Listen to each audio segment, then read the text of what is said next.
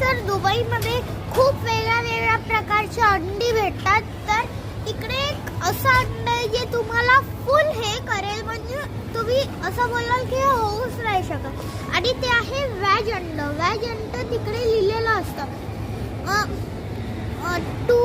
To the chicken feed veg.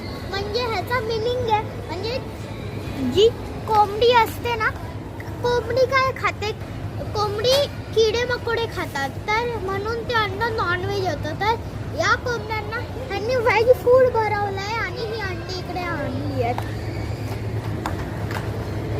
पण